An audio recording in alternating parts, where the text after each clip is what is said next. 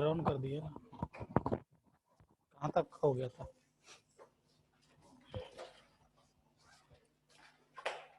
क्या? Lowering in vapour pressures.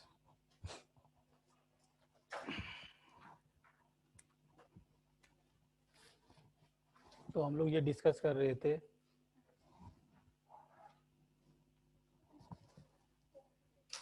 Vapour pressure of solution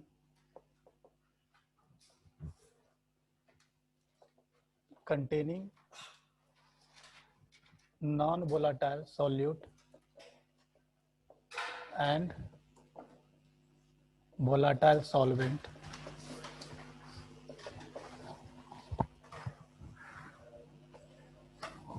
यही discuss कर रहे थे और इसमें ये बता दिया गया था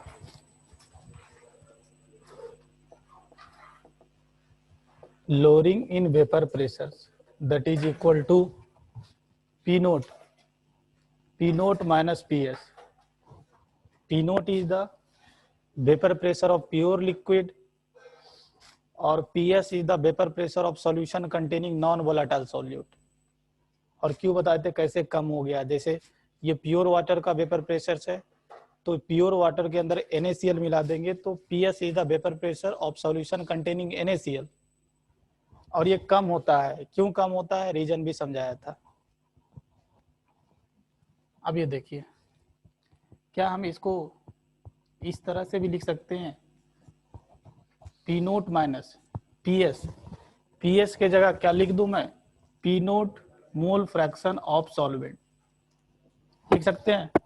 बताए थे पिछले क्लास में ही, ये जो PS होता है वेपर प्रेशर ऑफ सॉल्यूशंस, मतलब इसमें सॉल्यूट का कोई रोल नहीं होगा, ओनली सॉल्वेंट का रोल होगा। और ये बताया गया था that is P note. P note is the vapour pressure of solvent and mole fraction of solvent. ये बताए थे पिछले क्लास में।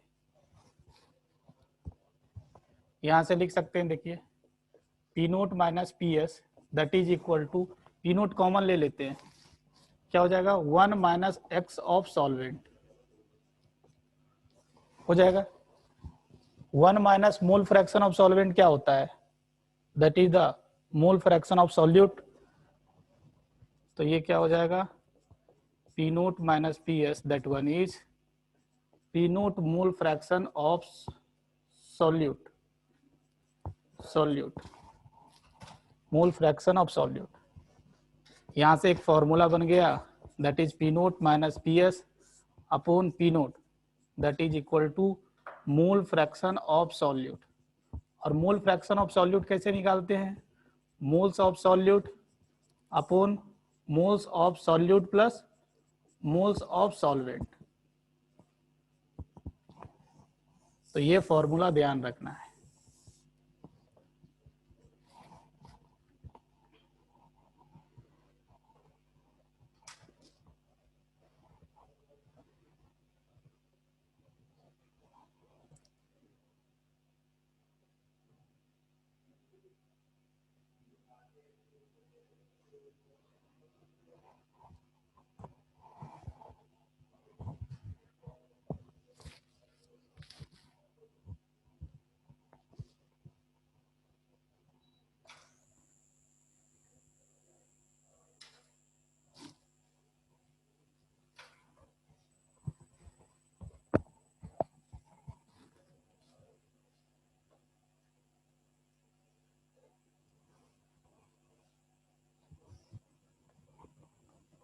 चलो देख लिए। हम इसको ना इक्वेशन नंबर 1 बोलते हैं। इक्वेशन नंबर 1 यहाँ पर देखिए, एक दूसरा फॉर्मूला आएगा, इसको भी आपको ध्यान रखना।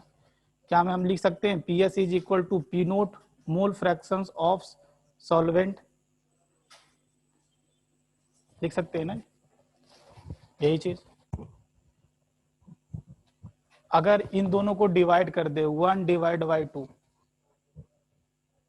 तो अगर डिवाइड करोगे, अगर आप 1 डिवाइड बाई 2 करोगे तो क्या आएगा? देखिए that is equal to P naught minus PS upon PS that is equal to P naught cancels हो जाएगा, ये P naught mole fraction of solute upon P naught mole fraction of solvent, ये cancels हो गया। अब मोल fraction of solute क्या होता है, moles of solute upon total moles. Mole fraction of solvent क्या होता है, mole fraction moles of solvent upon total moles. Total moles यहाँ पर भी आएगा, टोटल मोल्स यहाँ पर भी आएगा, दोनों कैंसल्स हो जाएगा। और फिर मैं यहाँ पर लिख सकता हूँ moles of solute upon moles of solvent. तो ये फॉर्मूला ज्यादातर यूज किया करते हैं as compare to this formula. तो यहाँ पर ये दूसरा फॉर्मूला भी ध्यान रखना है क्या, that is P note minus P S upon P S, that is equal two moles of solute upon moles of solvent. तो ये फॉर्मूला भी ध्यान रखना है, ये एक फॉर्मूला और दूसरा फॉर्मूला ये।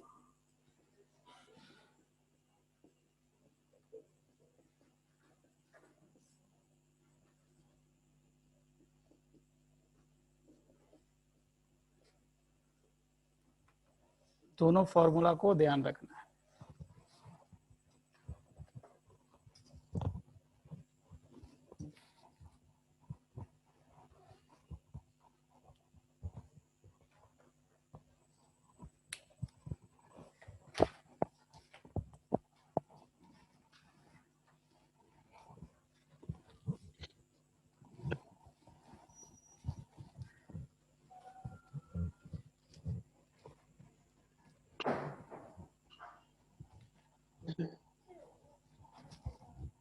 अच्छा कौन, हाँ ये पी नोट होगा।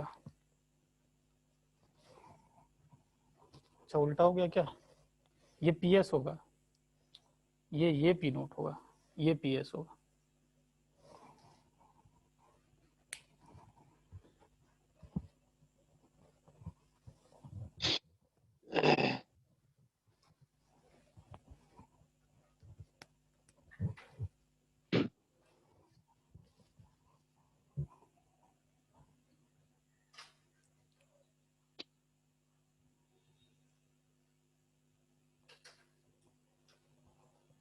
लिख लिए, अब देखिए उसके बाद लिखिए रिलेशनशिप बिटवीन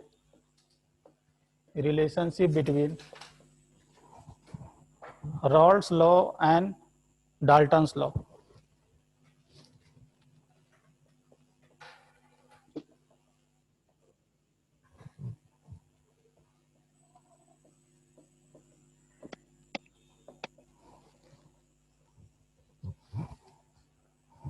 ये कौन है ना सीरीज,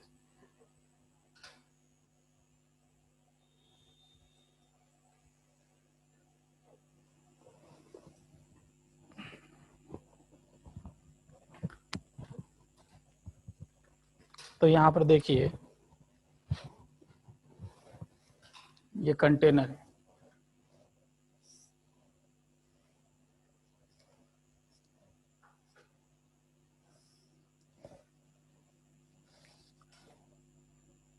इसके अंदर एक सॉल्यूशन है, सॉल्यूशन है कौन है,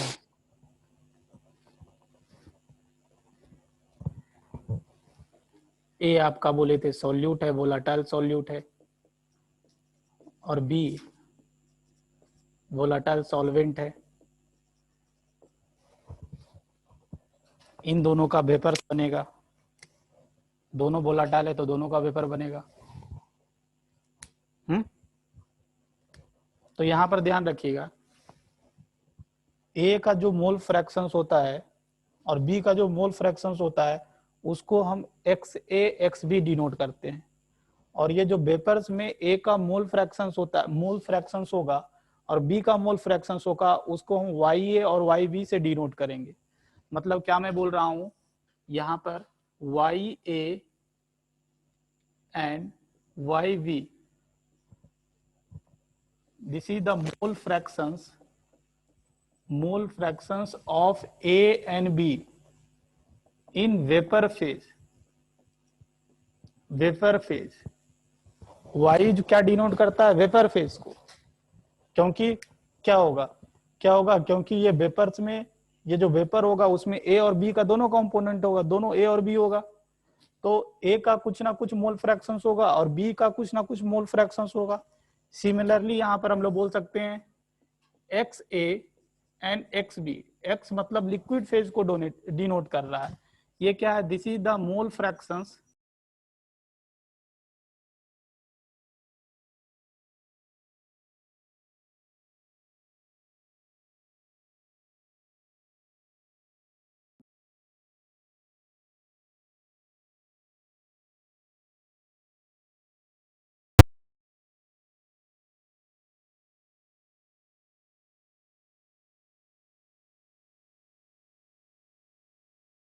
एप्लीकेबल होता है। ये जो रॉल्स लॉ देख रहे हो ये क्या सॉल्यूशंस के लिए एप्लीकेबल होता है, इसलिए हम सॉल्यूशन चैप्टर्स में इसको पढ़े। और ये डाल्टन्स लॉ मैं आपको कहाँ पढ़ाया था, गैसियस स्टेट में, तो ये गैसेस के लिए एप्लीकेबल होगा।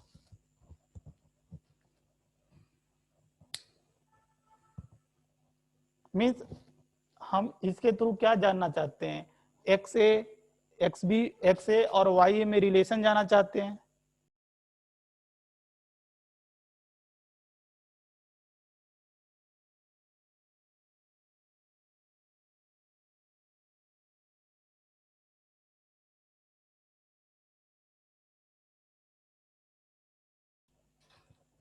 तो vapour pressure, partial vapour pressure of a कैसे निकालते थे बताओ, p note A x a, याद करो। Partial vapour pressure of b कैसे निकालते थे, p note B x b. और टोटल प्रेशर कैसे निकालते थे, that is P note A x A plus P note B x B. ये सब सीख चुके हैं। अगर मैं डाल्टन्स लॉ लगाऊं, according to Dalton's law partial pressure कैसे निकालते हैं बताओ, अगर टोटल प्रेशर मोल फ्रैक्शन दिया रहता है तो partial pressure is equal to total pressure into mole fractions, ये जानते होगे। Partial pressure is equal to mole fractions into total pressure.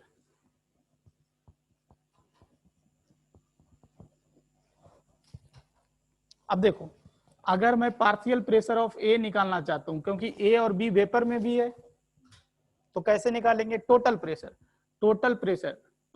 हम लोग बोल देंगे, देखो टोटल प्रेशर, ये भी तो टोटल प्रेशर ही देगा, तो PS total pressure into mole fractions of A in vapour phase. Partial pressure is equal to total pressure into mole fractions of A in vapour phase. इसी तरह हम लिख सकते हैं ये भी, PB is what, total pressure into mole fractions of B in vapour phase. तो Dalton's law लगा दिए, और डाल्टन्स लॉ देखो यहां पर अप्लाई किया गया है, रॉल्स लॉ अप्लाई किया गया है।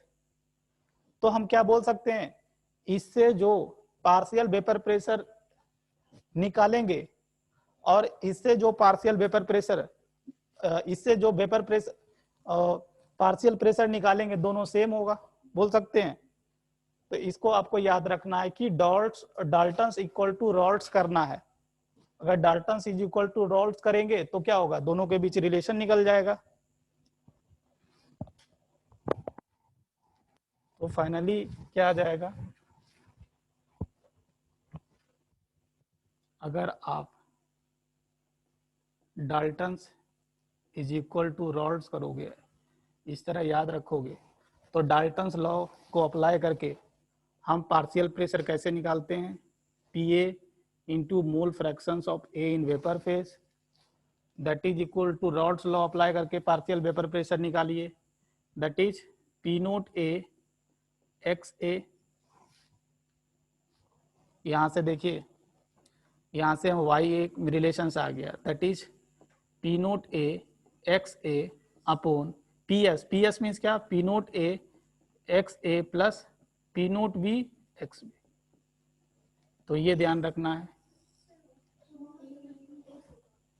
अच्छा p note A x a, हाँ हाँ, अच्छा अच्छा पी ए, अच्छा अच्छा,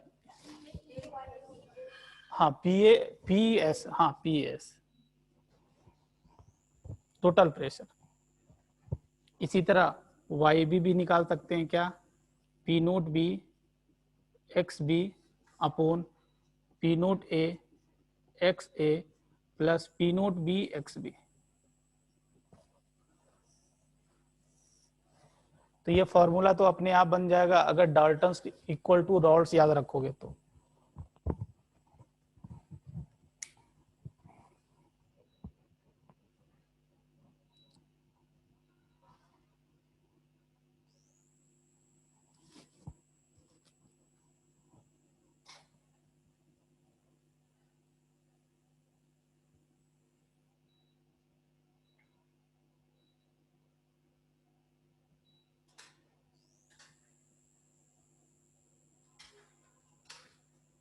हो गया,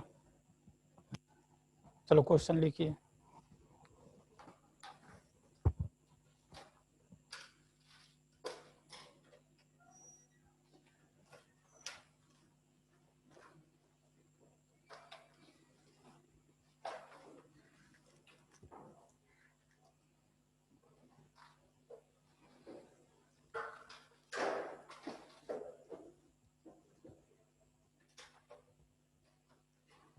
जो क्वेश्चन लिखो, how much urea, how much urea, how much urea, how much urea, urea का फॉर्मूला पता है, दैट इज NH2, ये यूरिया होता है। How much urea should be dissolve, how much urea should be dissolve in 100 gram water, in 100 gram water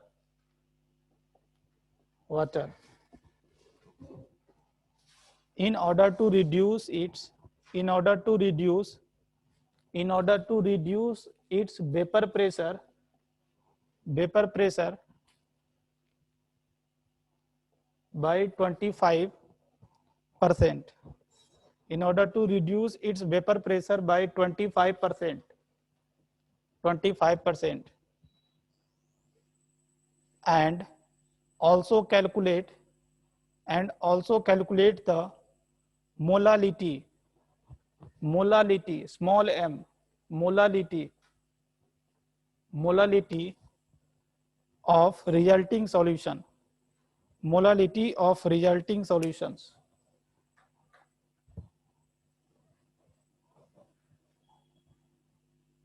चलिए बनाइए।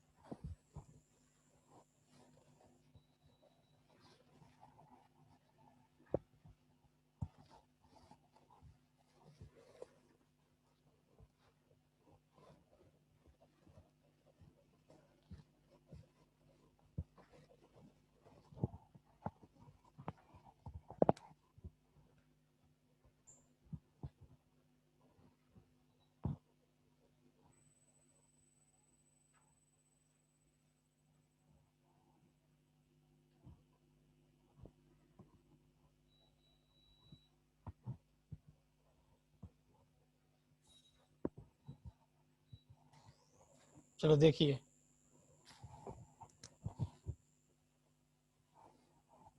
Questions में बोल रहा है कि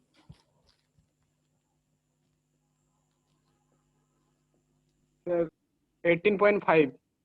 क्या क्या क्या 18.5 18.5? नहीं नहीं नहीं, मोलालिटी। दो क्वेश्चन है इसमें, पता लग रहा है इसमें दो क्वेश्चन है। पहला तो यूरिया का मास बताना है। 1 kg, 1 kg sir. 1 kg, 1 kg नहीं नहीं, चलो सर देखो 83.3 ग्राम। 83.3 ग्राम नहीं, थोड़ा और बढ़ा, 83 का 92, तुम बोला है तो सही होगा। अच्छा अच्छा, वो बोला है तो और सही होगा। Sir molality 13 sir. मोलालिटी 13, नहीं नहीं नहीं, देखो कैसे बनाते हैं, कैसे अप्रोच करते हैं। देखो ये प्योर वाटर है, चलो ये प्योर वाटर है, तो मान लो कि प्योर वाटर के केस में वेपर प्रेशर पी नोट आया, let it be, pure water है। अब इसमें हम लोग क्या किए ना, यूरिया ऐड करना शुरू कर दिए, यूरिया ऐड करना शुरू किए। तो जब भी नॉन, यूरिया क्या है, यूरिया पहले ध्यान रखना है कि नॉन वोलाटाइल सॉल्यूट है। यूरिया क्या है, नॉन वोलाटाइल सॉल्यूट है, मतलब इसका वेपर्स नहीं बनता है, ये चीज आपको समझना पड़ेगा। तो जब भी हम नॉन वोलाटाइल सॉल्यूट ऐड करते हैं तो क्या होता है, वेपर प्रेशर क्या होता है, कम होता है, बताया था। On adding non volatile solute to a pure solvent vapour pressure will decrease, vapour pressure of solution will decrease, बताया ना। तो अभी पी नोट पहले था, जब यूरिया ऐड करेंगे तो क्या होगा, वेपर प्रेशर कम होगा, और कितना कम होगा ये क्वेश्चन में बोल दिया, ये जो पीएस होगा, vapour pressure of resulting solution होगा on adding urea, that will be equal to, कितना से कम करना है, 25% से कम करना है, मतलब 25% से आपको क्या करना है, कम करना है। ये कितना हो जाएगा, दैट इज 0.75 पी नोट बोल सकते हैं, 25% से कम गया। इनिशियली पी नोट था, फाइनली 0.75 पी नोट होना चाहिए। तो फॉर्मूला यूज कीजिए P note minus P S upon, simple वाला फॉर्मूला यूज करूंगा, सेकेंड वाला फॉर्मूला जो पीएस के टर्म्स में बताया वो वाला ज्यादा यूज किया करेंगे। तो PS that is equal to क्या होता है, moles of solute upon moles of solvent, होता है ना ये। अब ये सॉल्यूट क्या है, सॉल्यूट आपको पता लग रहा होगा कि यूरिया है, यूरिया सॉल्यूट है, वाटर आपका सॉल्वेंट है। तो यूरिया का मोल्स कैसे निकालेंगे बताओ, mass of urea, mass of urea upon molar mass, molar मास निकालोगे तो 60 आएगा, इसका मोलर मास 60 आएगा। सॉल्वेंट, सॉल्वेंट का मास दिया हुआ क्वेश्चंस में, देखो दिया हुआ है 100, और इसका मोलर मास भी पता है 80, 18 होता है।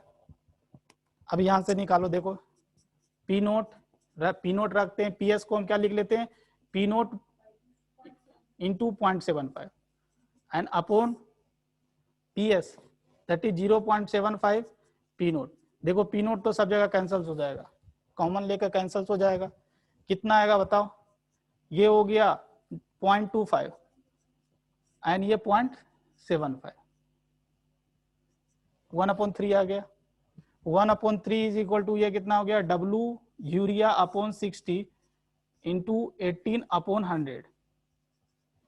अब बताओ मास ऑफ यूरिया निकाल कर बताओ कितना आएगा,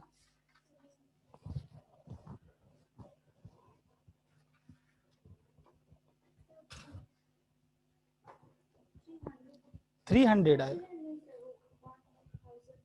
अच्छा 1000 आएगा, 1000, अच्छा 1000 ही आ रहा है ना, तो सही होगा 6, इधर रुक जाओ, इधर ये और कैंसिल होगा,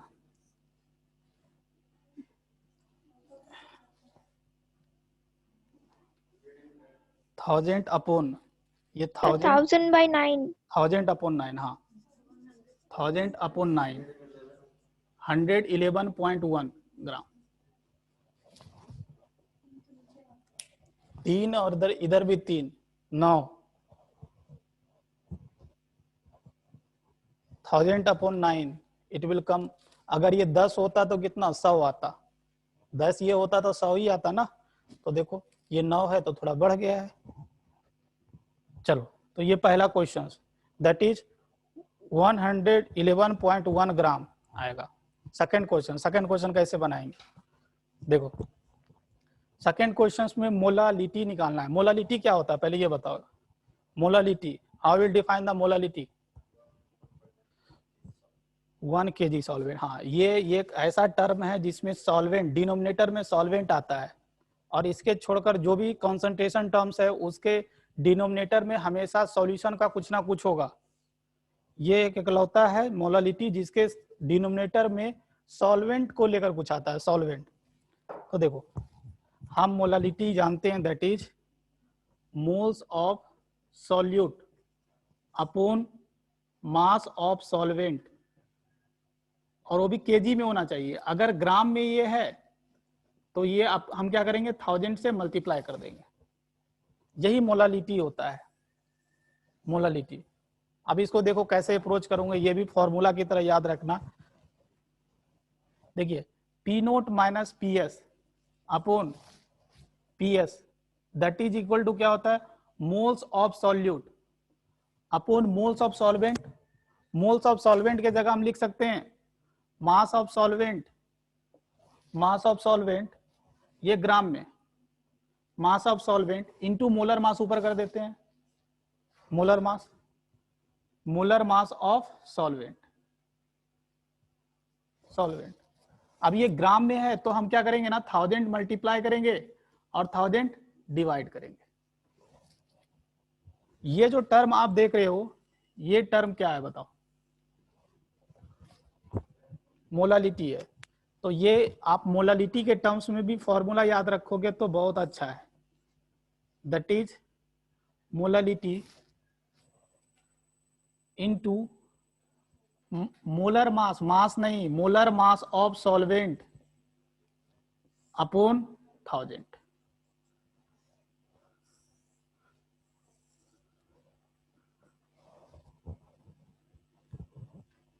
तो अब ये निकालो, इतना हेल्प कर दिए। आप जानते हो मोलालिटी निकालना है आपको, ये तो निकाल कर ही रखे, 1/3 आता है, 1/3 आता है, इतना तो कैलकुलेट किए हो ना 1/3।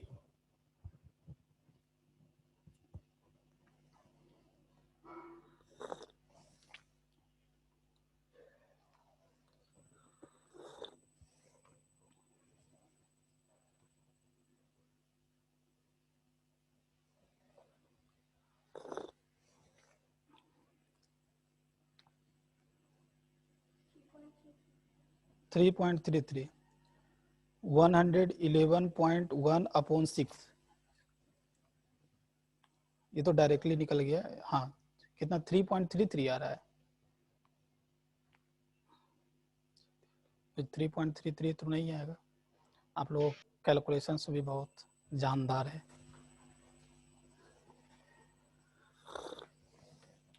और ऐसे ये क्वेश्चन जो बता रहा हूँ ये IIT 93 का क्वेश्चन है, तो IIT पूछ लिया है। मतलब नीट में तो मैंने एक्सपेक्ट करूंगा कि ये दोनों इतना बड़ा क्वेश्चन पूछेंगे, बट इसका छोटा सा पार्ट ये भी पूछ सकते हैं, दूसरा पार्ट। मतलब ये 2 क्वेश्चंस इसके अंदर है, और इस तरह का क्वेश्चन पूछ भी चुके हैं। अगर IIT पूछ चुका है तो इससे छोटा कॉन्सेप्ट तो नीट और जेई पूछेगा ही। 18.5 6 12, हाँ 18 पॉइंट कुछ सही है।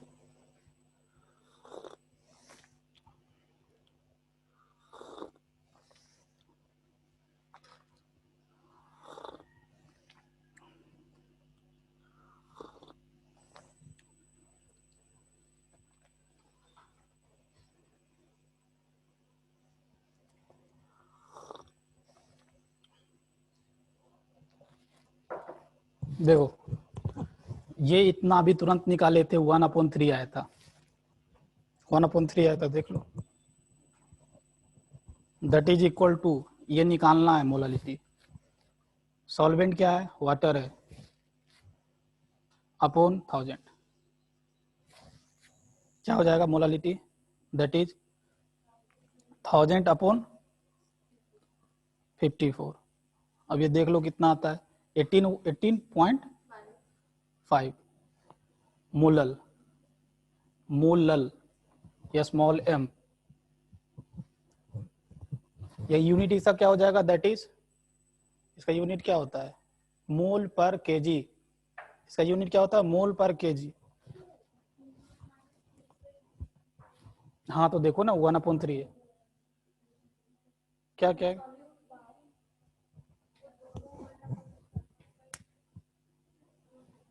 हाँ, p note minus P S upon P s, ये क्या होता है, moles of solute upon moles of solvent. Moles of solvent की जगह क्या लिख दिया, weight of solvent into molar mass of solvent. Mole हो गया, 1000 मल्टीप्लाई किया, 1000 डिवाइड किया, ये क्वांटिटी क्या आ गया, मोलालिटी। तो इसको इतना डेरिवेशन करने के बजाय आप इसको याद रखें। चलो दूसरा क्वेश्चन लिखिए, ये समझ गए ना, ये दूसरा क्वेश्चन लिखिए।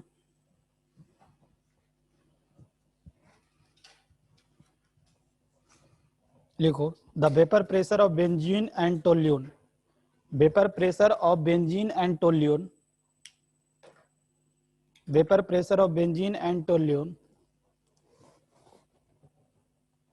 are 75 mm and 22 mm Hg respectively।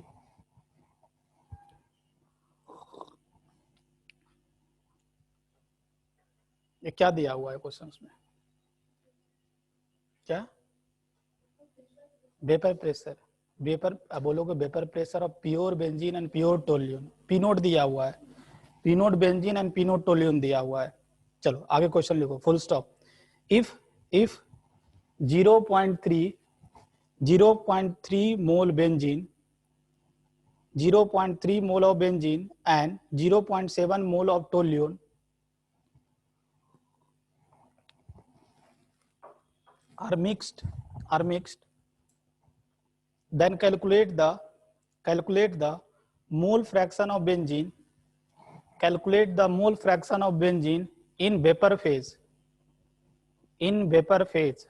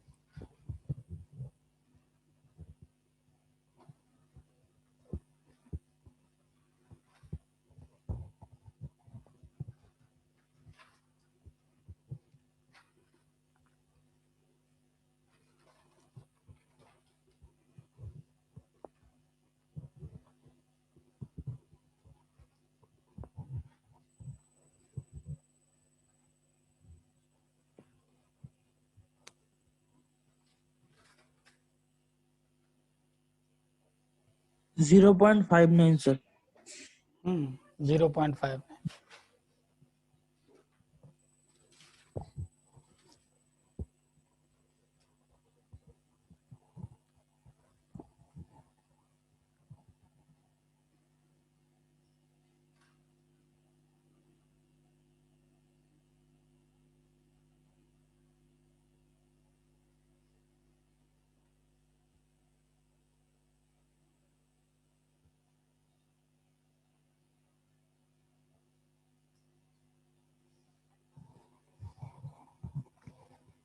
Zero point five nine. देखो पी नोट ऑफ बेंजीन दिया हुआ है क्वेश्चंस में, दैट वन इज बेंजीन 75, और पी नोट ऑफ टोल्यून दिया हुआ है, that one is 722 mmHg। Moles of benzene, moles of benzene कितना दिया हुआ है 0.3, मोल्स ऑफ टोल्यून 0.7। ऐसे भी इसका देकर अगर इसका नहीं देते तो 0.7 ही हो जाता।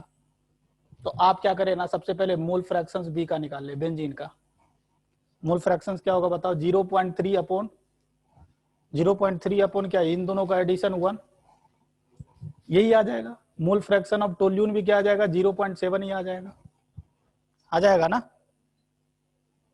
मोल fractions given moles upon total moles, given moles upon total moles. हाँ चलो, बट आपको क्वेश्चंस में क्या निकालना है, वेपर फेज में बेंजीन का मोल फ्रैक्शंस वेपर फेज में निकालना है। देखो तो क्या निकालना है, mole fraction of benzene in vapour phase. तो आपको क्या करना है, Raoult's is equal to Dalton करना है। तो Raoult's is equal to Dalton करोगे तो क्या हो जाएगा, देखो that is P nought of benzene into mole fractions of benzene upon P nought benzene into P nought benzene into mole fraction of benzene plus P nought toluene into mole fraction of toluene. यही आपका क्या है, this one is the total vapour pressure, total vapour pressure into mole fraction, that is the partial pressure according to Dalton's law, and this is the partial vapor pressure according to Raoult's law। यही आपको निकालना है। तो इसके लिए देखो data दिया हुआ है सब, P note B 75 into mole fraction of benzene 0.3 upon 75 into 0.3 plus 22 into 0.7, यही कैलकुलेट करोगे तो आसानी से आएगा ना। यही करोगे तो 0.59 आ जाएगा, ज्यादा लेंदी कैलकुलेशन भी नहीं है ये। अब ये देखो इसको इजीली कैसे अप्रोच करेंगे, देखिए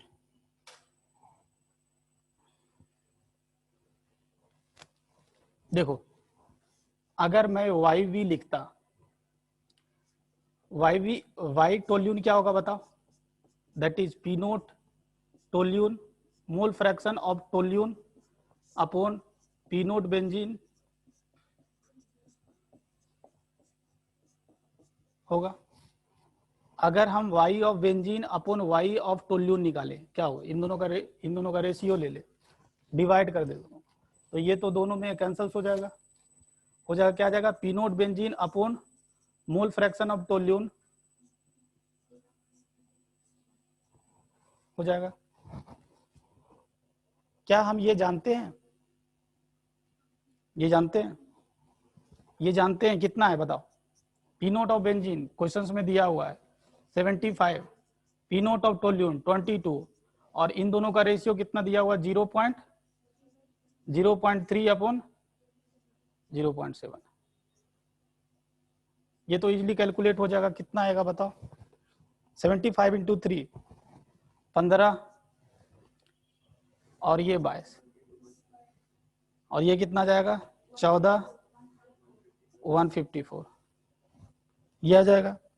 ये इतना निकल गया, मतलब देखो बेंजीन अपॉन टोल्यून, अगर इसका मोलर रेशियो निकल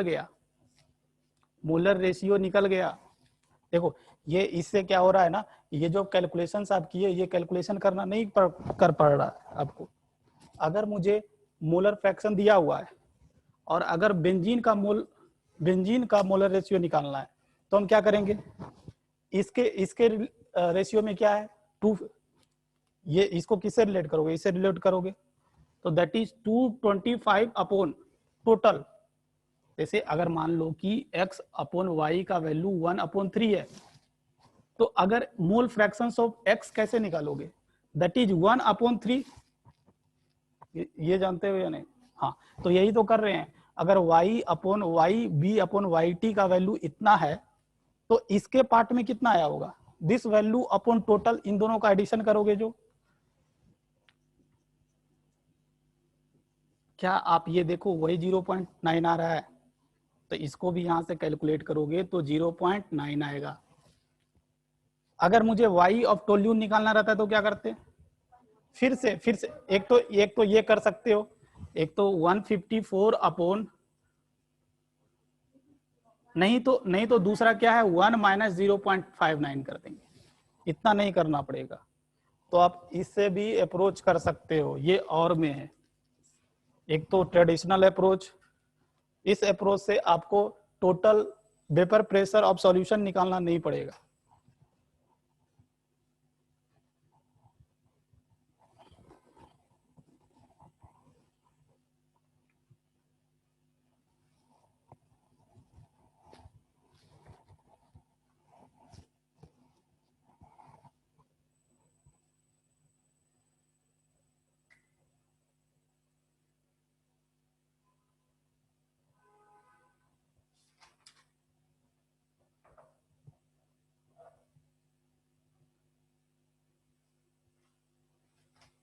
देखो इससे भी थोड़ा फॉर्मूला इसको सिंप्लीफाइड कर देते हैं।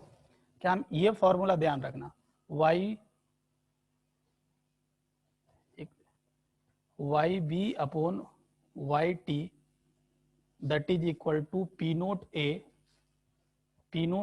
B upon P nought T. अब ये देखो यहाँ पर मोल फ्रैक्शन का रेशियो है, क्या मोल फ्रैक्शन के रेशियो के जगह हम मोलर रेशियो लिख सकते हैं? क्योंकि ये मोल फ्रैक्शन ऑफ बेंजीन क्या होगा, moles of benzene upon total moles. Mole fraction of toluene क्या होगा, moles of toluene upon total moles cancels. मतलब यहाँ पर मोल फ्रैक्शन भी निकालना नहीं पड़ेगा अगर आप इसको ध्यान रखें, that is moles of benzene upon moles of toluene.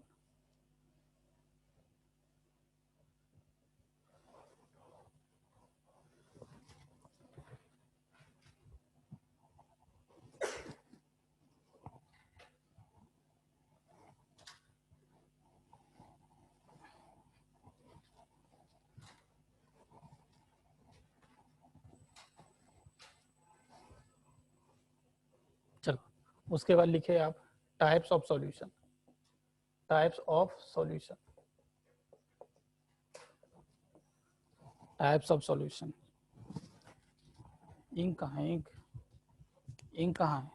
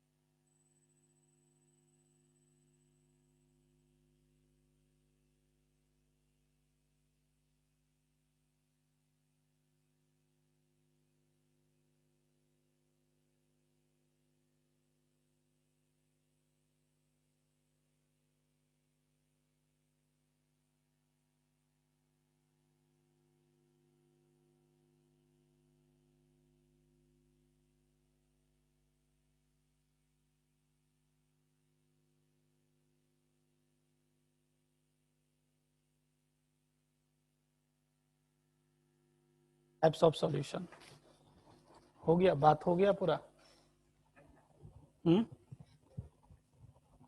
Types of solution, तो सॉल्यूशन भी दो तरह के होते हैं, एक आइडियल सॉल्यूशन और दूसरा नॉन आइडियल सॉल्यूशंस।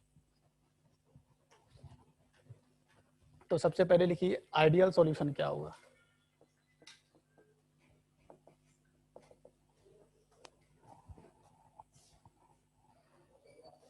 जैसे हम आइडियल गैस बोलते थे, आइडियल गैस किसको बोलते थे?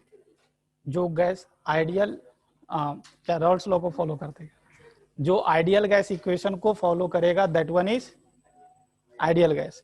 इसी तरह सॉल्यूशन की बात हो रहा है तो सॉल्यूशन में रॉल्स लॉ पढ़ते हैं, the solution which obey Raoult's law that is called ideal solution.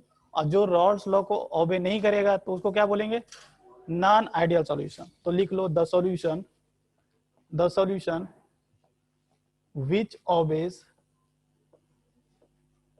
Rolle's law. Rolle's law are called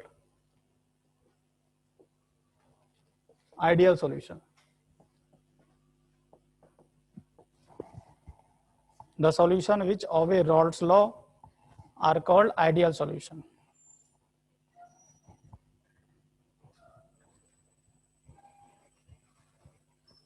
और दूसरा नॉन आइडियल सॉल्यूशन लिखना है तो लिख लो the solution which do not obey Rolle's law are called non ideal solution.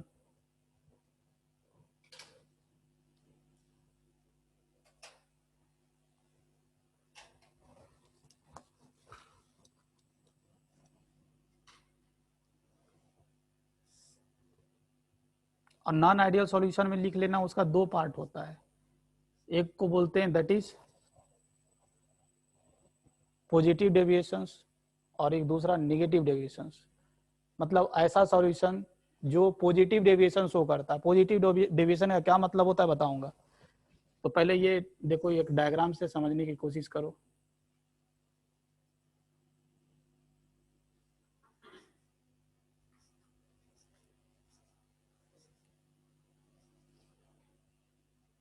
ए है सब,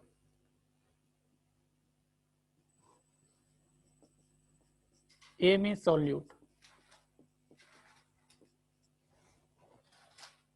मतलब यहां पर बोलूंगा ए इंटरेक्शंस है। कैसा? ए इंटरेक्शंस, या हम लोग ऐसे भी बोल सकते हैं सॉल्यूट सॉल्यूट इंटरेक्शंस।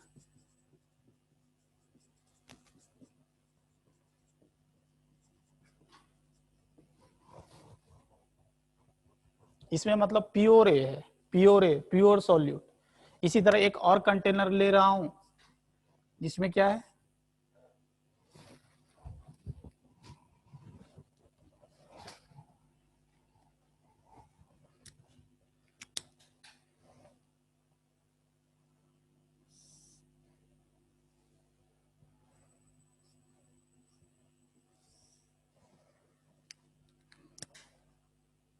थोड़ा बी को बड़ा बना दे रहे हैं।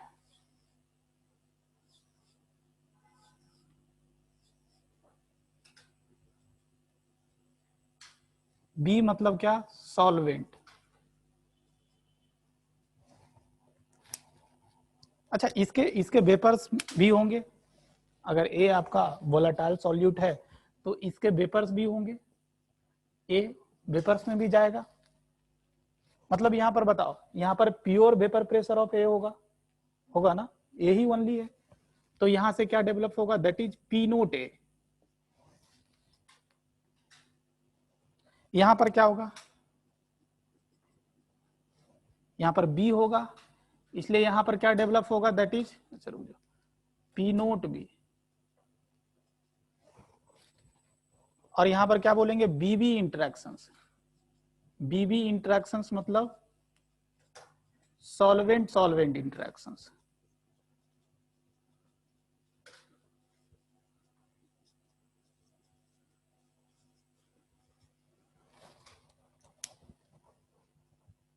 अब क्या करेंगे ना, इन दोनों को आपस में मिला देंगे तो क्या होगा? सॉल्यूशन बनेगा। इन दोनों को मिला देंगे, सॉल्यूट सॉल्वेंट को एक कंटेनर में, तो क्या हो जाएगा? सॉल्यूशन बन जाएगा, जो कि यहां पर बना रहा हूं।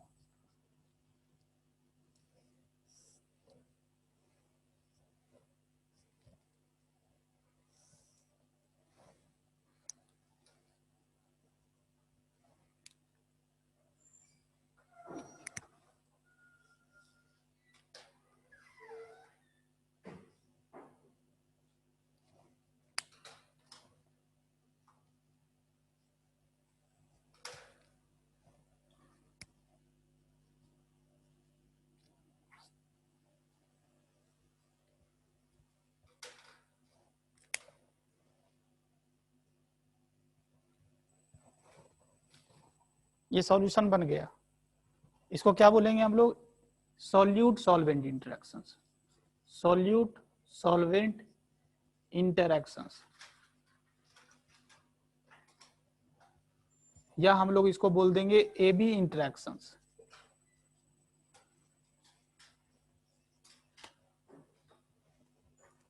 और यहां पर क्या होगा? यहां पर A भी होगा और B भी होगा, इसलिए यहां पर क्या हम लोग बोलेंगे? Total vapour pressure. और जो कि क्या होगा? Partial vapour pressure of A plus partial vapour pressure of B।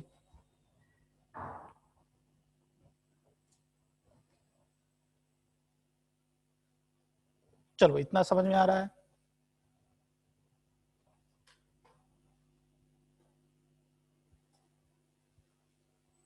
अब हम लोग क्या करेंगे ना, यहां पर 3 कॉलम बनाएंगे, एक आइडियल सॉल्यूशंस और दूसरा non ideal solution. Non ideal solution में भी 2 पार्ट, पॉजिटिव डेविएशंस और नेगेटिव डेविएशंस। इसमें बहुत सारा कंपैरिजंस याद रखना है, वही डायरेक्ट एग्जाम में पूछा करते हैं। तो यहां पर क्या कर रहा हूं ना, 3 कॉलम बना रहा हूं। एक तो बना देता हूं, that one is ideal solutions का कॉलम, और दूसरा है पॉजिटिव डेविएशंस, पॉजिटिव डेविएशंस, और ये इधर बना देता हूं नेगेटिव डेविएशंस।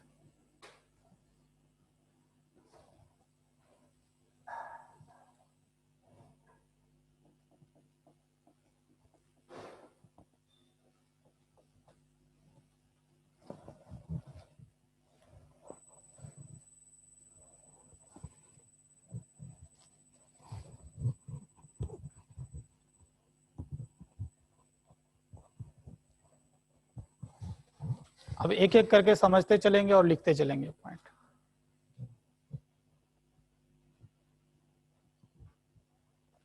देखो आइडियल सॉल्यूशन में क्या होता है, लिख लिया इतना, आप समझो, यहाँ पर समझना है, क्योंकि समझोगे तभी पॉइंट याद रखोगे। ऐसे ही याद करने बैठोगे तो याद नहीं होगा, तो थोड़ा सा दिमाग लगा के याद रखना है तो याद हो जाता है।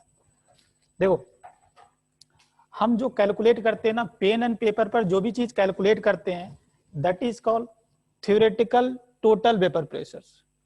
पेन एंड पेपर पर जो भी हम कैलकुलेशंस करेंगे, that is called theoretical vapour pressure. हम क्या किए ना, एक एक्सपेरिमेंट किए जिसमें ए और बी था, हम लोग theoretical vapour pressure, theoretical total vapour pressure निकाला पेन एंड पेपर पर, और यही चीज को हम गए लैब गए और एक्सपेरिमेंट किए। क्या बोले? ये जो एक्सपेरिमेंट था, एक तो हम लैब गए एक्सपेरिमेंट किए और टोटल वेपर प्रेशर निकाल लिए, और एक पेन एंड पेपर पर रॉल्स लॉ यूज करके हम टोटल वेपर प्रेशर निकाले।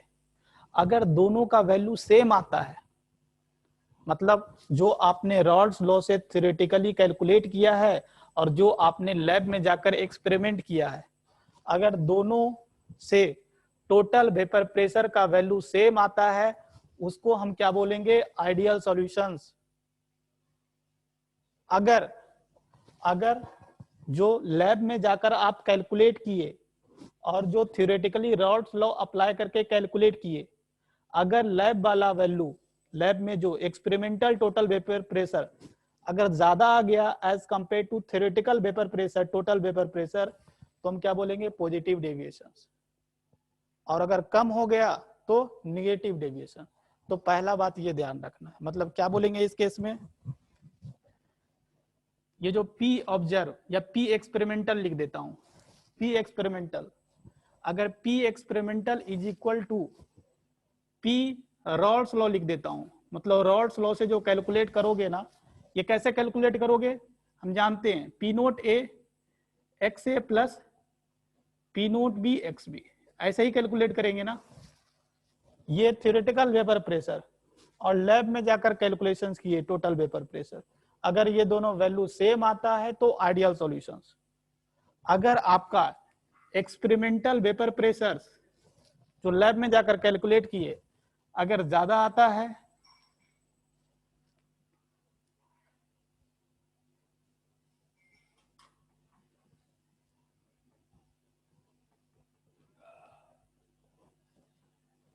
तो हम लोग बोलेंगे पॉजिटिव डेविएशंस। मतलब पॉजिटिव डेविएशंस में जो आपका एक्सपेरिमेंटल टोटल वेपर प्रेशर है that one is greater than the vapour pressure calculated by Raoult's law, जो थ्योरेटिकली आपने कैलकुलेट किया है, इसलिए पॉजिटिव डेविएशंस बोलते हैं इसको। और इस केस में क्या होगा,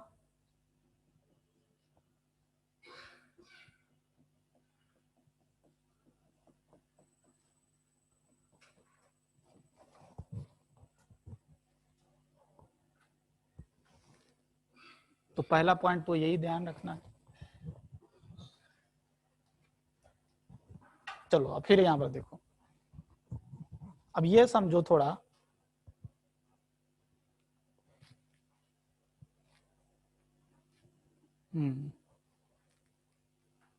देखो ये जो आइडियल सॉल्यूशंस होगा, आइडियल सॉल्यूशन के केस में क्या होगा, देखो इसको समझे।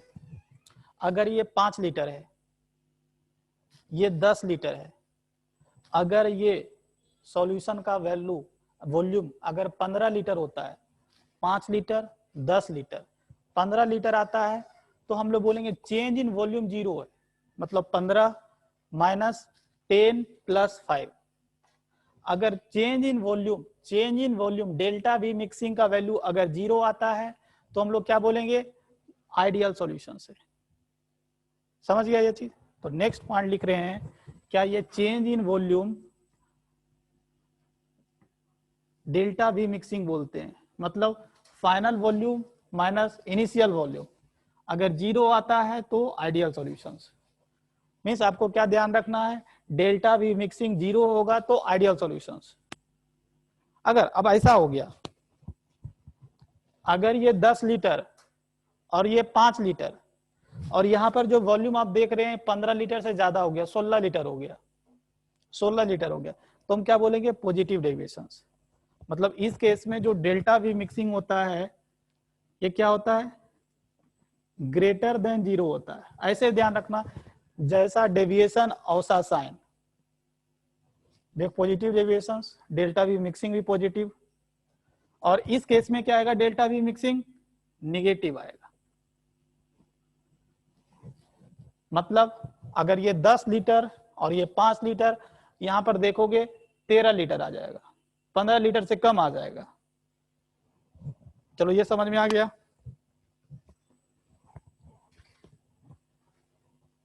अब ये समझना है ये वॉल्यूम क्यों ज्यादा हो गया, वॉल्यूम क्यों ज्यादा हो गया, क्योंकि हम बोलेंगे ऐसा, देखो देखो ये जो आइडियल सॉल्यूशंस में था ना, आइडियल सॉल्यूशंस में ए के बीच जिस तरह का इंटरेक्शन था, सिमिलर इंटरेक्शन था, मतलब ए बी के बीच जो फोर्स ऑफ अट्रैक्शन था, बी के बीच जो फोर्स ऑफ अट्रैक्शन था, वही सेम फोर्स ऑफ अट्रैक्शन ए और बी के बीच भी है। क्या बोला, समझा? ए के बीच जितना फोर्स ऑफ अट्रैक्शन है, बी के बीच जितना फोर्स ऑफ अट्रैक्शन है, सिमिलर फोर्स ऑफ अट्रैक्शन ए और बी के बीच भी एग्जिस्ट कर रहा है। बट अगर आपका पॉजिटिव डेविएशन के केस में देखोगे तो ए और बी जो फोर्स ऑफ अट्रैक्शन होगा, ए और बी के बीच जो फोर्स ऑफ अट्रैक्शन होगा यहाँ कम हो जाएगा।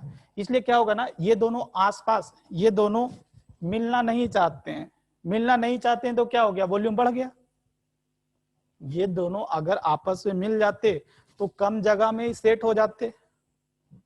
प्रैक्टिकल लाइफ से भी इसको रिलेट कर सकते हो। तो ये दोनों एक दूसरे को देखना नहीं चाहते हैं, तो क्या हो गया, इसलिए वॉल्यूम बढ़ गया, 15 लीटर से ज्यादा हो गया। मतलब बोलेंगे ऐसा, ए और बी के बीच, सॉल्यूट और सॉल्वेंट के बीच जो इंटरेक्शंस होगा इस केस में वीकर होगा। बट अगर मैं निगेटिव डेविएशन की बात करूं तो सॉल्यूट और सॉल्वेंट के बीच जो इंटरेक्शंस होगा स्ट्रॉन्ग होगा, इसलिए ये कम वॉल्यूम में ही सेट हो गए हैं, इसलिए डेल्टा वी मिक्सिंग क्या आया, 0 आया। समझ गया ये? तो ये अगला पॉइंट लिखता हूं, क्या देखो, ए और बी इंटरेक्शन इज सिमिलर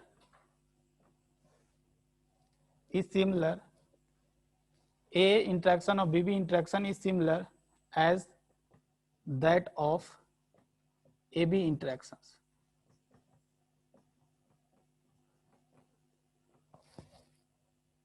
मतलब जैसा AA के बीच इंटरेक्शंस, जैसा BB के बीच इंटरेक्शन, उस वही सेम इंटरेक्शन A और B के बीच, इसलिए वॉल्यूम में कोई चेंज नहीं आया, बट इसमें वॉल्यूम में चेंज आ रहा है। मतलब A और B आपस को देखना नहीं चाहते हैं। मतलब इसमें बोलेंगे AA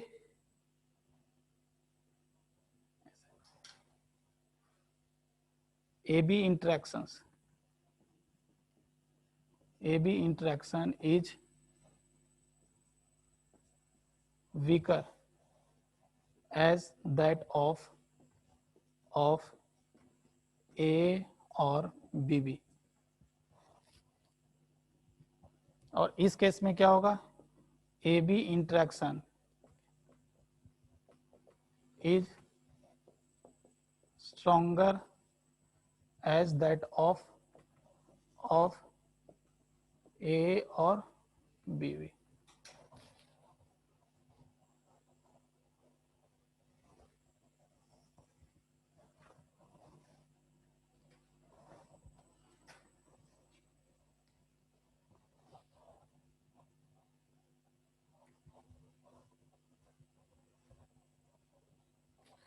अच्छा, ये एक चीज समझ में आ रहा है कि नहीं, ये जब सॉल्यूशन बना होगा, ये जब सॉल्यूशन बना होगा तो जरूर ए बॉन्ड पहले टूटा होगा, बी और बी बॉन्ड टूटा होगा, तभी जाकर ए बी बॉन्ड बना होगा।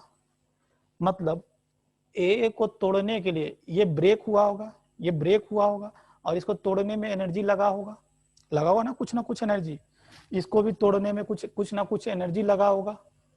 और यहाँ पर क्या होगा बताओ, फॉर्मेशन होता है तो क्या होता है, एनर्जी लगता है या रिलीज होता है। जब भी कोई नया बॉन्ड बनता है तो एनर्जी रिलीज होता है। तो यहाँ पर ये ध्यान रखना, ये एक चीज लिख देता हूं यहाँ पर, इसी में आप ऐड कर लो कि ये ब्रेक होगा, ब्रेक होगा इसलिए इसमें जो एनर्जी लगेगा that one is delta H A energy लगा, पॉजिटिव मतलब लगा।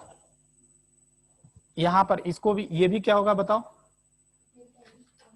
हाँ इसको ऐसे बोल देता हूं, ये भी ब्रेक होगा, टूटेगा इसलिए एनर्जी लगेगा, that is delta H B.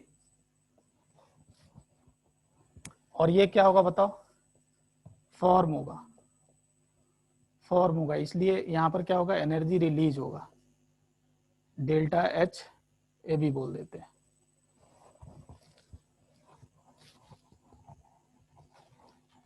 देखो लिख लिया, अब यहां पर समझो,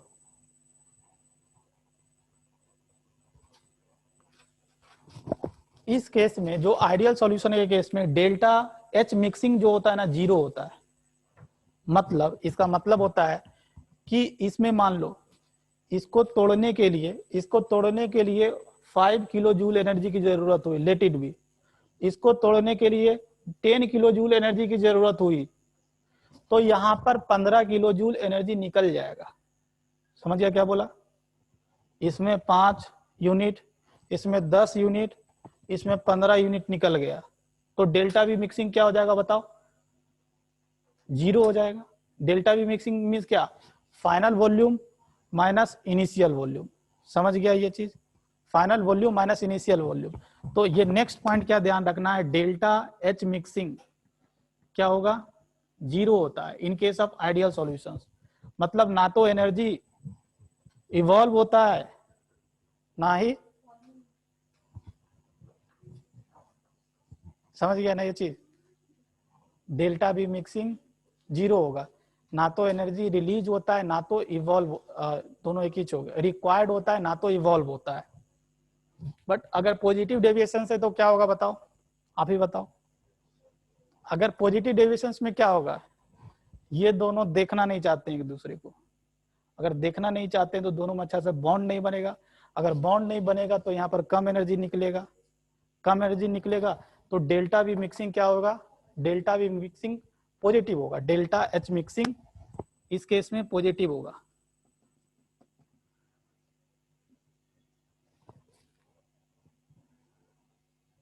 और इस केस में क्या होगा, ये दोनों में बहुत अच्छी तरह से बॉन्ड बनने वाला है। अगर बॉन्ड बनने वाला है तो यहाँ पर एनर्जी भी ज्यादा निकलेगा, तो डेल्टा एच मिक्सिंग क्या होने वाला है, निगेटिव होने वाला है।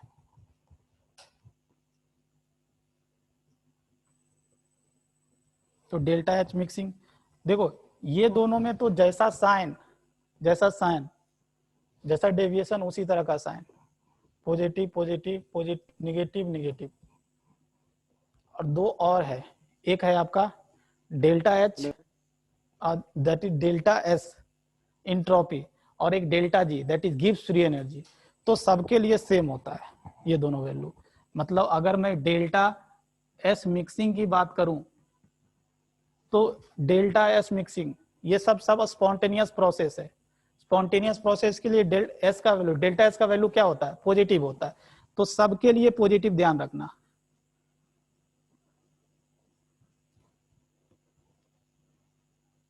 Mixing positive. और डेल्टा जी मिक्सिंग स्पॉन्टेनियस के लिए क्या होता है बताओ, निगेटिव होता है। तो सबके लिए निगेटिव ध्यान रखना।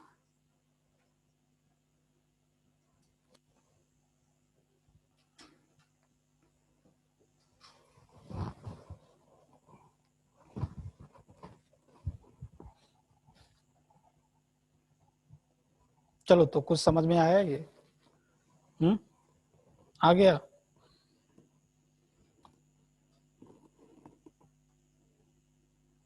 हाँ, अब इसमें एक चीज है, एग्जाम्पल याद रखना। एग्जाम्पल भी पूछा करते हैं कि कौन which one of the following will show positive deviations, which one of the solution will form ideal solutions. इस तरह का क्वेश्चंस भी पूछा करते हैं। तो एग्जाम्पल भी हम याद रखेंगे, ideal solution, positive deviation, negative deviations का।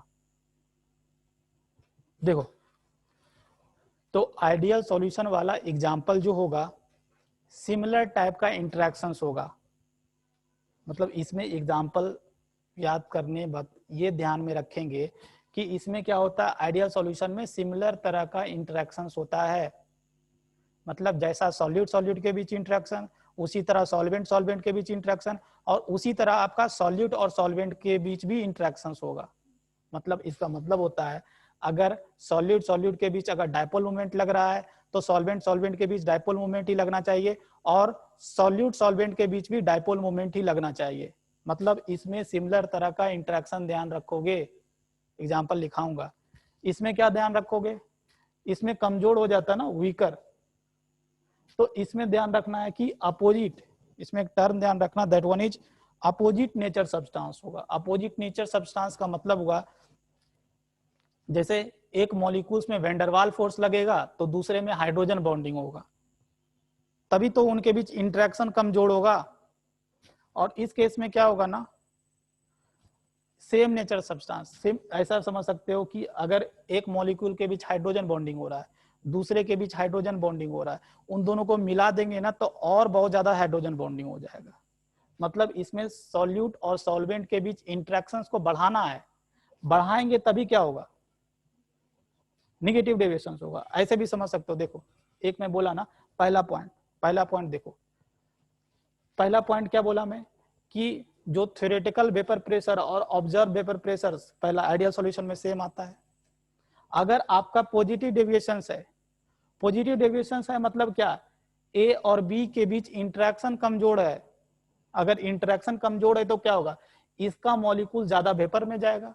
अगर इसका मॉलिक्यूल ज्यादा वेपर में जाएगा, इसलिए एक्सपेरिमेंटल वेपर प्रेशर ज्यादा आ रहा है। बट अगर निगेटिव डेविएशन में देखोगे तो ये दोनों यहां जाना ही नहीं चाहते हैं। अगर ये जाना ही नहीं चाहते हैं तो इस केस में एक्सपेरिमेंटल वेपर प्रेशर क्या होगा, कम आएगा। समझ रहे आ रहा है?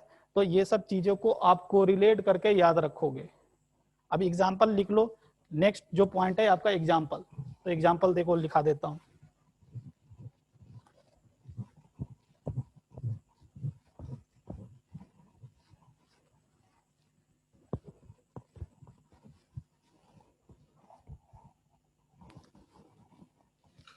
देखो, आइडियल सॉल्यूशन आप तो कॉलम जो बना दिए हैं वही चलेगा। मैं यहाँ पर आइडियल सॉल्यूशन के एग्जांपल दे रहा हूँ, तो इसमें लिख लेना इसमें लिख लेना same nature substance, nature substance. Same nature substance बोलने का मतलब हुआ, देखो जैसे C2H6 है तो 3C3H8, ये दोनों को मिलाओगे तो आइडियल सॉल्यूशन बनेगा।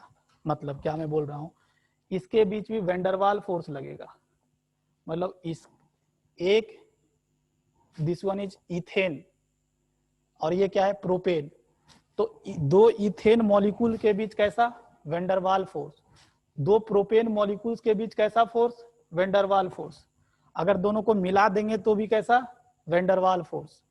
मतलब सेम नेचर सब्सटेंस है ये सब, ये भी जो नेचर का है ये भी सेम नेचर का है, दोनों को मिला देंगे तो भी सेम नेचर का ही होगा। और ये भी ध्यान रखना इन दोनों का, ये दोनों आपस में एक होमोलोगस होंगे। होमोलोगस का मतलब समझते हो, मतलब इन दोनों में एक CH2 का डिफरेंस होगा। होमोलोगस सीरीज 10th क्लास में पढ़ा होगा।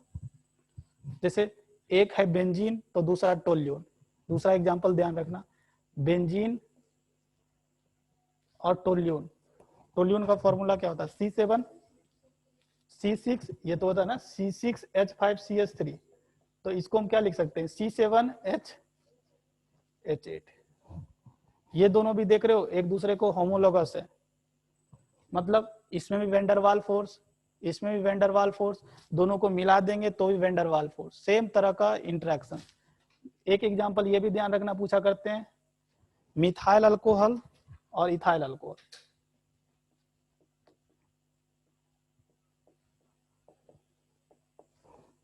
यहां पर भी सेम तरह का इंटरेक्शन हो रहा है, हाइड्रोजन बॉन्डिंग, यहां पर भी हाइड्रोजन बॉन्डिंग, दोनों को मिला देंगे तो भी हाइड्रोजन बॉन्डिंग। ये 3 एग्जांपल आपको ध्यान रखना है। एक और ध्यान रखो, देखो ये इथाइल ब्रोमाइड और एक है आपका इथाइल आयोडाइड। देखो यहां पर भी डायपोल इंटरेक्शंस, ये एक डायपोल है, इसका दूसरा मॉलिक्यूल्स भी एक डायपोल है, दोनों के बीच डायपोल इंटरेक्शन। यहाँ पर भी डायपोल इंटरेक्शन, दोनों को मिला देंगे तो भी डायपोल इंटरेक्शन, सेम तरह का इंटरेक्शन। इस तरह से अगर एग्जांपल याद रखोगे तो याद हो जाएगा। ऐसा नहीं कि लेकर बैठ गए C2H6 C3H8 C3 ऐसे याद करने बैठोगे तो याद नहीं होगा। चलो इसमें क्या ध्यान रखना है, नेगेटिव पॉजिटिव डेविएशंस में, that one is opposite nature interaction, opposite nature,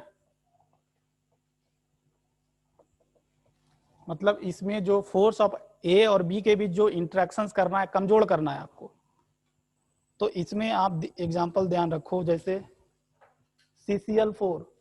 CCl4 और एक दूसरा ध्यान रखो CaCl3 क्लोरोफॉर्म।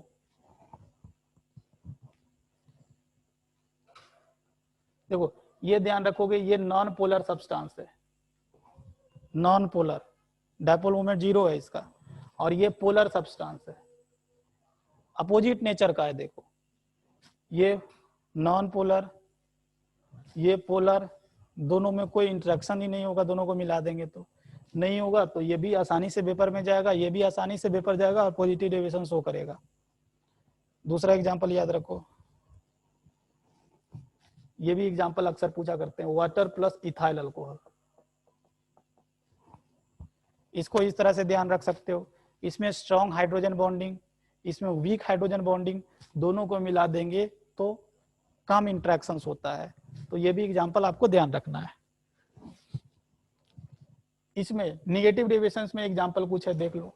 निगेटिव डेविएशंस में क्या करना है, सॉल्यूट और सॉल्वेंट के बीच इंटरेक्शंस को बढ़ाना है, तभी निगेटिव डेविएशंस होगा ना, क्योंकि स्ट्रॉन्ग करना, देखो लिखा हुआ है। तो स्ट्रॉन्ग करने के लिए क्या, जैसे देखो एक अगर वाटर लिए, ये एग्जांपल ज्यादातर मिलेगा, वाटर प्लस एसिड, एसिड मतलब क्या, स्ट्रॉन्ग एसिड। स्ट्रॉन्ग एसिड मतलब जैसे आप HNO3 देख सकते हो, जैसे HCl को भी मिला दूं, ये भी क्या होगा, नेगेटिव डेविएशन। वाटर और HCl के बीच स्ट्रॉन्ग हाइड्रोजन बॉन्डिंग हो जाता है, यहां पर भी स्ट्रॉन्ग हाइड्रोजन बॉन्डिंग। तो ये भी एग्जांपल ध्यान रखना। और एग्जांपल देख लो, हाँ, ये भी अक्सर पूछा करते हैं, वाटर प्लस एसीटोन, एसीटोन, इन दोनों के बीच भी हाइड्रोजन बॉन्डिंग हो जाएगा। इसका ऑक्सीजन और इसका हाइड्रोजन मिलकर स्ट्रॉन्ग हाइड्रोजन बॉन्डिंग करेगा। तो ये सब कुछ एग्जाम्पल अगर इस टेक्निक से याद रखोगे तो एग्जाम्पल याद हो जाएगा। चलो, ये सब कुछ एग्जाम्पल दिया हूं जो कि पॉपुलरली एग्जाम में पूछे जाते हैं। अब एक लास्ट पॉइंट आ जाता है, that one is graph. Graph आप देखो, ज्यादा हो गया थियोरेटिकल आज।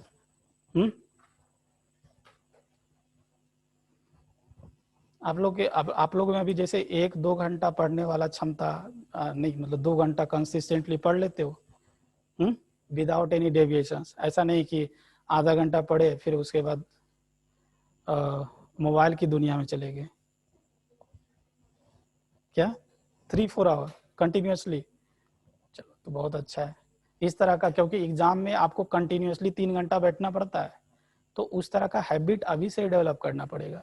एक बार बैठे तो 3 घंटा, 2 घंटा, पहले 3 घंटा नहीं हो पाएगा, पहले 1.5 घंटा ट्राई कर, 1 घंटा ट्राई करेंगे, 1 घंटा से थोड़ा अपना रिदम बढ़ाएंगे, 1.5 घंटा, 1.5 घंटा से फिर 2 घंटा। अगर आपको रिजल्ट करना है तो ये सब काम करना पड़ेगा, मतलब दूसरे से थोड़ा हट कर करना पड़ेगा। अगर आपको जो आपका कंफर्ट जोन है, कंफर्ट जोन मतलब मस्ती करना, सोना, ये सब कंफर्ट, मोबाइल की दुनिया में रहना, ये जो भी आपका फेसबुक, व्हाट्सअप, ये सब की दुनिया, इंस्टाग्राम, ये सब में रहना, तो यही सब में रह जाओगे, ये आपका कंफर्ट जोन हुआ। तो कंफर्ट जोन से थोड़ा बाहर हटो, मैदान में उतरो, फिर उसके बाद लड़ कर देखो। ये फिजिकल लड़ाई नहीं है, ये मेंटल लड़ाई है, मेंटल लड़ाई है, मेंटल लड़ाई। ऐसा नहीं कि ऐसा लग रहा होगा कि हम फील्ड में उतर जाएंगे और लड़ेंगे, पिटा, एक दूसरे से फाइटिंग करेंगे। यहाँ पर मेंटल लड़ाई है। आप कितना मतलब जो भी एग्जाम का प्रेशर्स होता है उसको कैसे हैंडल करोगे, अभी से ही ट्रेनिंग दिया जाएगा ना आप लोग को। ऐसा नहीं कि मरीज देखे, थोड़ा सा ब्लड देखे और बेहोश हो गए।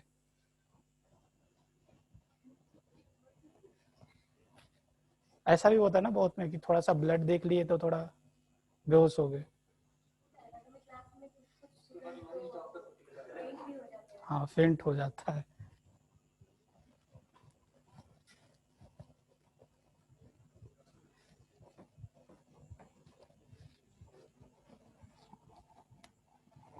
मैं तो एक ही बात बोलूंगा कि अगर आपको तैयारी करना है तो अच्छी तरह से अपना 100% दो, 100% दो, देखो फिर रिजल्ट होगा कि नहीं।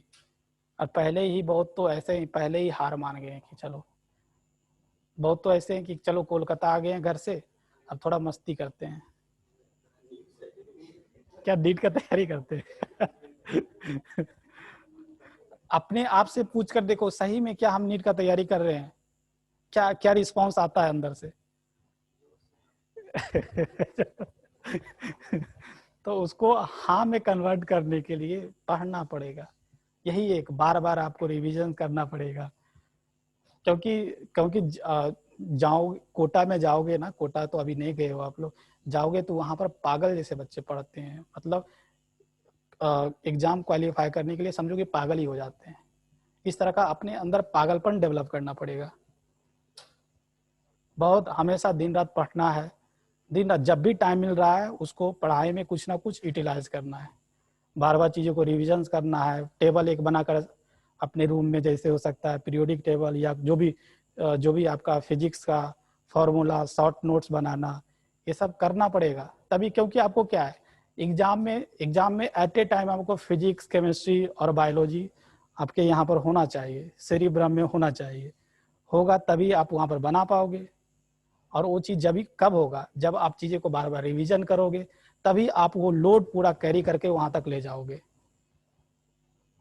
नहीं अगर नहीं करोगे तो फिर क्या। अब मान लो कि देखो जो कोटा में है वो मेहनत कर रहा है, और आप जैसे आप लोगों में से कुछ है जो मस्ती कर रहे हैं, तो रिजल्ट उसी का होगा। जो भी सीटें उठाकर वो ले जाएगा।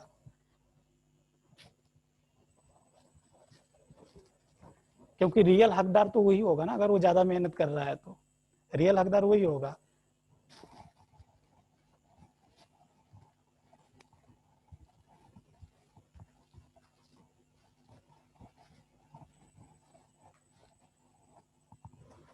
चलो अब लास्ट डायग्राम देखो।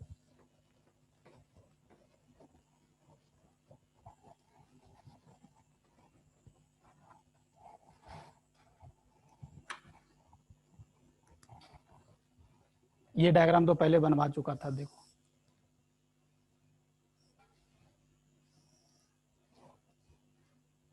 ये मोल फ्रैक्शन है।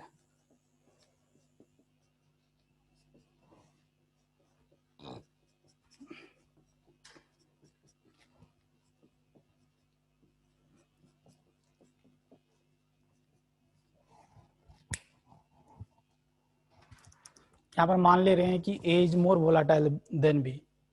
अगर ए ज्यादा वोलाटाइल होगा तो इसका कर्व कुछ ऐसा आया था, अगर याद करो।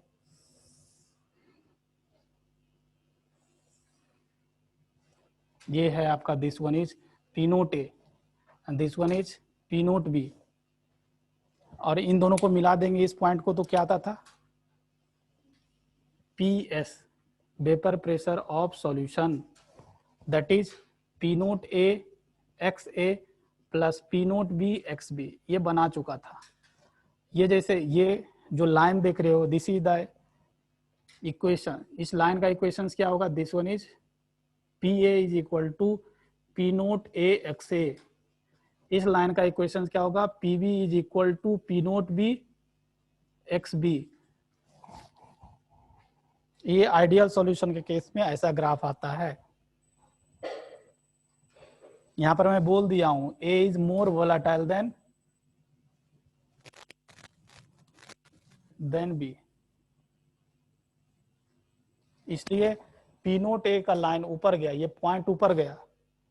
अगर बी ज्यादा वोलाटाइल होता तो ये ऊपर जाता, ये नीचे आता। अगर आपका पॉजिटिव डेविएशन होगा,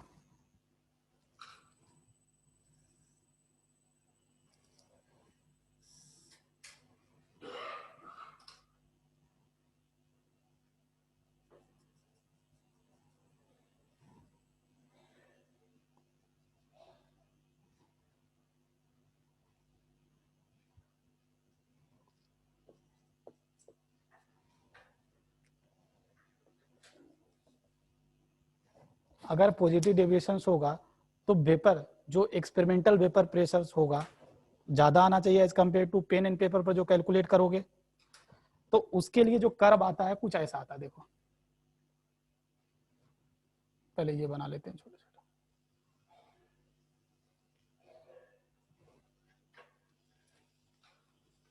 ये डॉट डॉट लाइन वाला आइडियल सॉल्यूशन के लिए दिखाया हूं, डॉट डॉट लाइन। और ये क्या हो जाएगा? ऐसा कुछ, इस तरह का कुछ। ये जो पीक पॉइंट मिल रहा है ना, पीक पॉइंट जो मिल रहा है, यहां पर क्या देख रहे हो?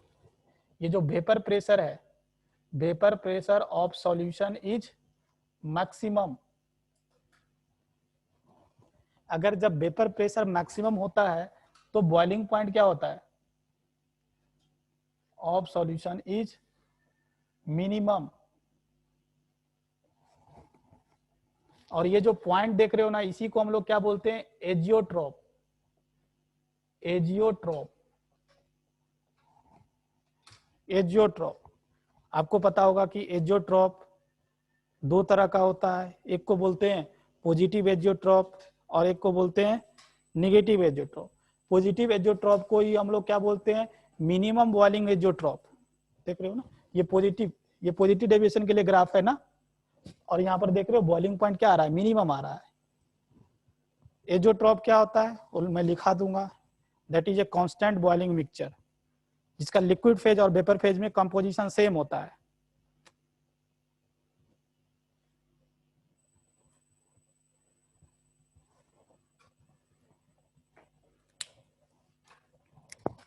तीसरा देख लीजिए,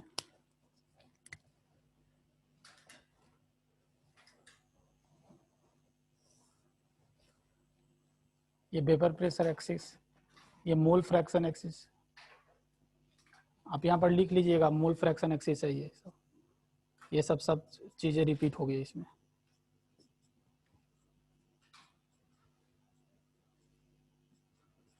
mole fraction axis.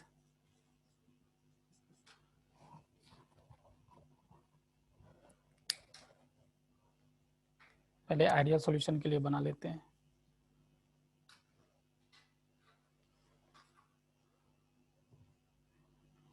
Negative deviation है तो जो आपका एक्सपेरिमेंटल वेपर प्रेशर आएगा that should come lesser than as compare to vapour pressure calculated by Raoult's law.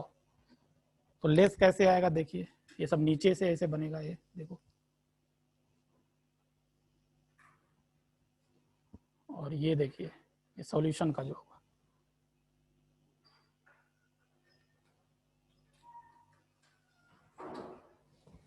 और ये जो पॉइंट मिल रहा है इसी को हम एजियोट्रॉप बोलते हैं, एजियोट्रॉप। और वो भी ये जो एजियोट्रॉप होगा दिस इज द, वहां पर क्या होगा, vapour pressure of solution is minimum, minimum. और यहां पर जो बॉइलिंग पॉइंट होगा, boiling point of solution is maximum. क्योंकि अब ये जो बॉइलिंग पॉइंट होता है, boiling point is the temperature at which vapour pressure of solution become equal to atmospheric pressure. इस केस में वेपर प्रेशर सॉल्यूशन का बहुत कम गया है, बहुत कम गया है, तो उसको बहुत ज्यादा हीट देना पड़ेगा, मतलब बॉइलिंग पॉइंट बढ़ जाएगा इसका। इस केस में वेपर प्रेशर ज्यादा है, ज्यादा है तो बॉइलिंग पॉइंट कम होगा इसे सॉल्यूशन का।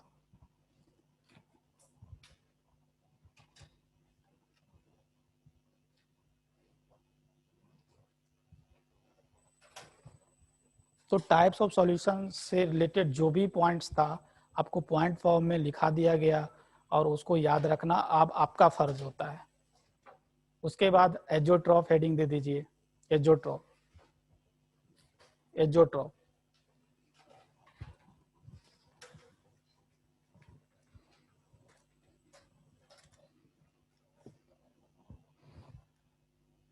एजियोट्रॉप के बारे में लिख लो। हाँ, नहीं हुआ।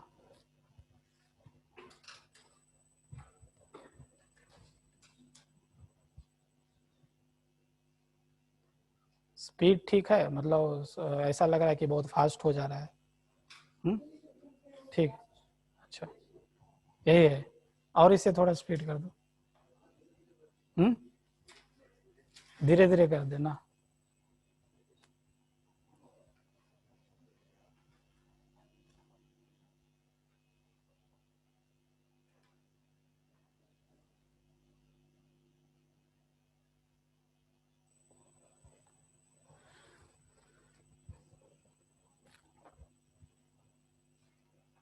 चलो एजियोट्रॉप में लिख लीजिए जल्दी से। कांस्टेंट बॉइलिंग मिक्सचर, उसमें लिख लो, 2-3 पॉइंट ध्यान रखना। Constant boiling mixture, constant boiling mixture. Constant boiling mixture का मतलब होता है, तो ये जो सॉल्यूशन जो बनाए हम, जैसे आइडियल सॉल्यूशंस होगा, तो आइडियल सॉल्यूशंस होगा तो हम इसको इजिली फ्रैक्शनल डिस्टिलेशन से हम सेपरेट कर सकते हैं। फ्रैक्शनल डिस्टिलेशन टेक्निक से, आपको पता है कि fractional distillation technique works on difference in boiling point. अगर बॉइलिंग पॉइंट में डिफरेंस होगा तो आप इजिली जो भी ए और बी का अगर सॉल्यूशन है तो ए को और बी को इजिली हम सेपरेट कर सकते हैं। जैसे इथाइल अल्कोहल का सॉल्यूशन, मतलब इथाइल अल्कोहल और पानी को मिलाकर हम एक सॉल्यूशन बनाया, तो हम इजिली इथाइल अल्कोहल को, अगर हमें मन किया कि हम इथाइल अल्कोहल और वाटर को अलग करना चाहते हैं, तो इजिली हम फ्रैक्शनल डिस्टिलेशन टेक्निक से अलग कर सकते हैं। क्यों करेंगे? क्योंकि दोनों के बॉइलिंग पॉइंट में डिफरेंस होता है। वाटर का बॉइलिंग पॉइंट होता है 100 डिग्री और इथाइल अल्कोहल का बॉइलिंग पॉइंट होता है अराउंड 70 डिग्री। तो इजिली हम दोनों को सेपरेट कर देंगे। बट ये जो एजियोट्रॉप होता है ना, इनका बॉइलिंग पॉइंट, इसको हम लोग बोलते हैं कांस्टेंट बॉइलिंग मिक्सचर। मतलब अगर एक एजियोट्रॉपिक सॉल्यूशन जो होगा, एजियोट्रॉपिक मिक्सचर होगा, उसका लिक्विड फेज और वेपर फेज में कंपोजिशन सेम होगा। मतलब एक ही टेम्परेचर पर ए भी वेपर फेज में चले जाएंगे और बी भी वेपर फेज में चले जाएंगे, इसलिए इसको क्या बोला जाता है? Constant boiling mixture. दूसरा पॉइंट ये ध्यान रखना, दूसरा पॉइंट लिख लीजिए, they can not be separated by fractional distillations. they cannot be separated by fractional distillations. Fractional distillations. Next point लिख लो. They have same compositions. They have same compositions.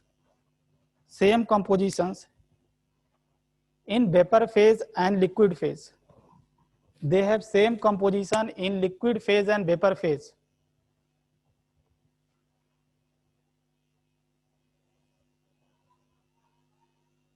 Means liquid phase में जो भी मोल fractions ए और B का होगा, vapour phase में भी mole fraction same होता है एजोट्रॉप का. फिर लिख लेना types of azeotrope. Types of azeotrope. Types of azeotrope दो तरह का होता है. एक मिनिमम बॉइलिंग एजोट्रॉप होता है. Minimum boiling azeotrope.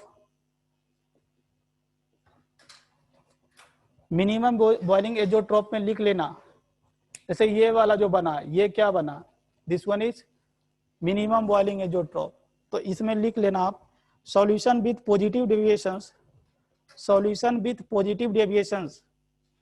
Solution with positive deviations form minimum boiling azeotrope. Solution with positive deviations form minimum boiling azeotrope. और दूसरा होता है that one is maximum boiling azeotrope. Maximum boiling azeotrope. Azeotrope इसमें आपको क्या लिख लेना है, सॉल्यूशन विथ निगेटिव डेविएशंस. यहां पर ग्राफ भी बना हुआ देख सकते हो. Solution with negative deviation form maximum boiling azeotrope.